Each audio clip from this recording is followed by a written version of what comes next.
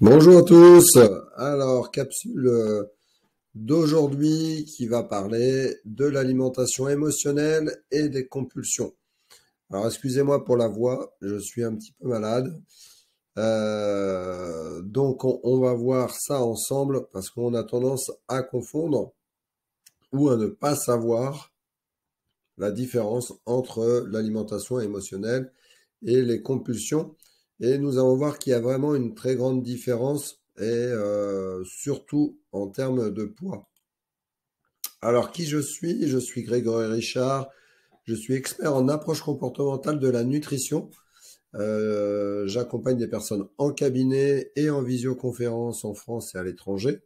Donc, vous avez mon site internet. Je suis aussi le créateur de la gamme Bien-être Nutrinium, une gamme de cosmétiques et une gamme de compléments alimentaires. Je vous laisse aller voir sur mon site internet.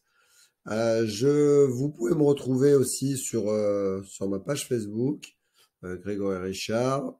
Je vous invite à vous abonner sur ma chaîne YouTube pour être averti dès les prochaines vidéos que je vais réaliser, en sachant qu'il y en a beaucoup, beaucoup qui vont arriver. Donc voilà, donc nous allons commencer. Donc on va commencer déjà par l'envie de manger émotionnelle. Alors, qu'est-ce qu'on appelle manger émotionnellement? Ça veut dire qu'on va avoir une émotion qui va arriver. Donc ça peut être un coup de mou, ça peut être par exemple euh, un bien, euh, un bien-être, une fin de journée. On peut être en colère par exemple. Et là, on va avoir envie de manger quelque chose. Ça peut être un morceau de chocolat, ça peut être un morceau de gâteau, ça peut être n'importe quoi. Et on va avoir une rectification de cette sensation en mangeant. Par exemple, là, on a pris le cas sur un morceau de chocolat. Donc, ça veut dire qu'on va prendre, par exemple, un, deux, trois morceaux de chocolat.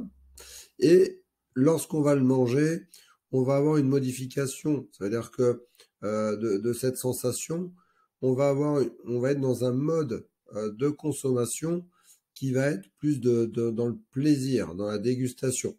Donc on va le prendre et on va être content de la situation. On va vraiment apprécier le fait de manger cet aliment, qui est donc un aliment plaisir et qui va aussi calmer cette émotion.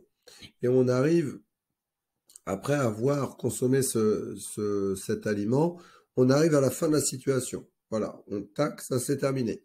Et là, on rentre bien dans l'alimentation plaisir.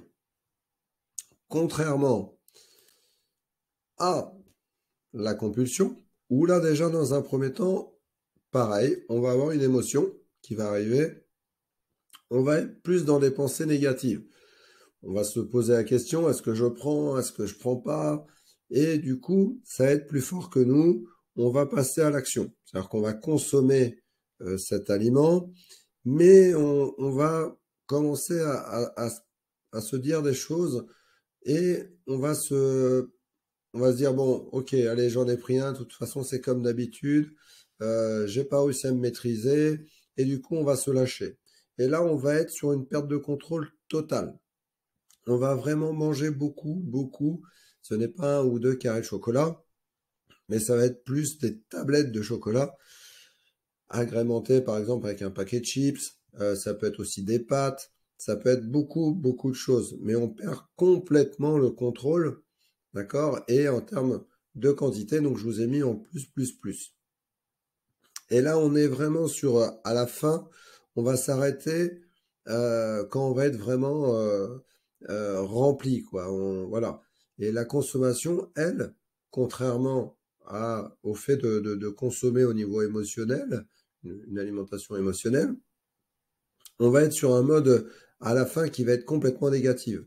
C'est-à-dire que l'émotion, elle va être, on va pas du tout être content de ce qu'on a fait et on est sur une humeur qui va être dégradée.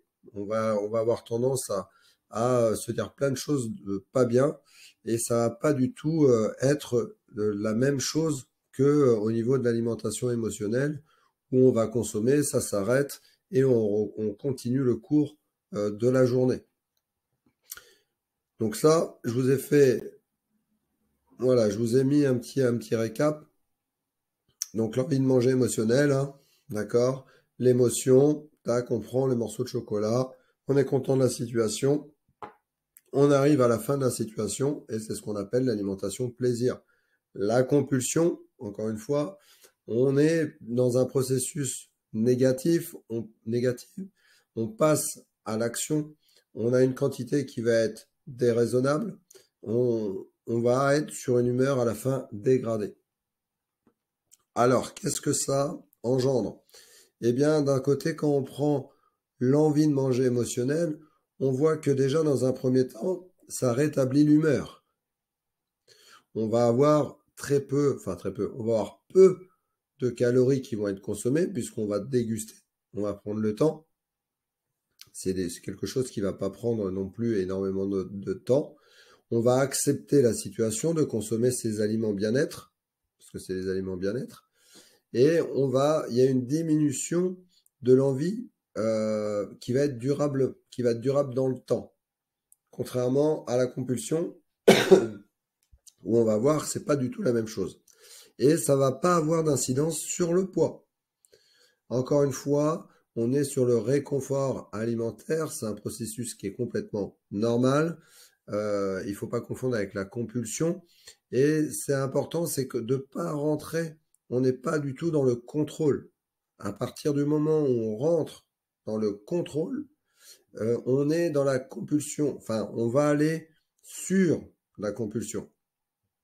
Plus vous essayez de perdre du poids en contrôlant les choses, et plus vous avez de chances à aller sur de la compulsion alimentaire.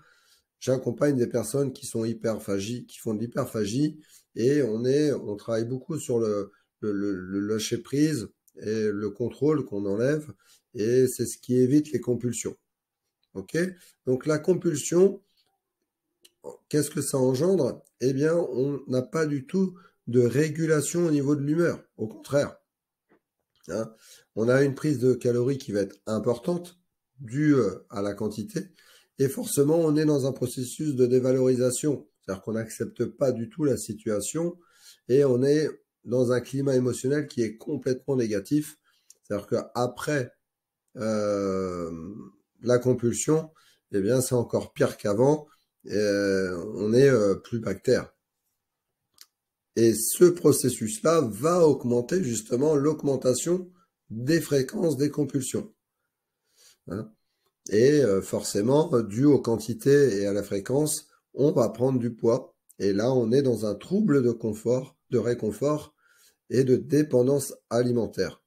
Hein, j'espère que vous avez bien fait la différence entre l'envie de manger émotionnelle, qui n'est pas dans quelque chose de contrôle, et c'est un aliment qui va nous faire plaisir, et on revient au fil de la vie quelque part, et on continue sans qu'il se passe quoi que ce soit, contrairement à la compulsion, où là on rentre dans un processus qui va être complètement déjà négatif psychologiquement, qui va entraîner un surpoids, une dévalorisation, et du coup quelque chose qui va être cyclique, qui va revenir régulièrement.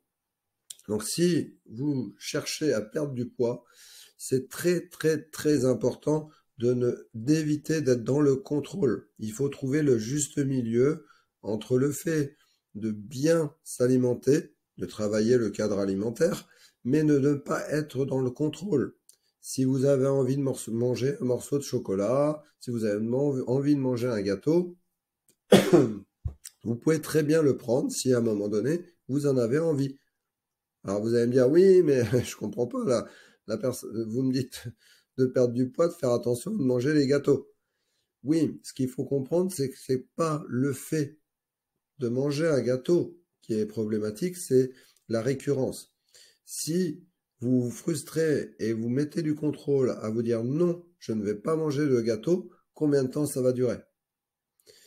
Ce qui se passe, encore une fois, pour les personnes qui souffrent d'hyperphagie, c'est que lorsque elles ont une crise, elles vont essayer de passer outre, elles vont essayer de passer, elles mangent leurs émotions. Il y a tout un tas de travail, mais au bout d'un moment, elles vont craquer. Et le fait de ne pas accepter de manger, par exemple, un morceau de chocolat, elles vont en manger une tablette, deux tablettes. alors que peut-être que si elles avaient accepté de manger un morceau de chocolat ou deux, ça serait très bien passé. Voilà, donc j'espère, c'est une capsule très rapide, j'espère que vous avez mieux compris. N'hésitez pas à revenir vers moi si vous avez des questions. Hein, et je vous souhaite une très belle fin de journée.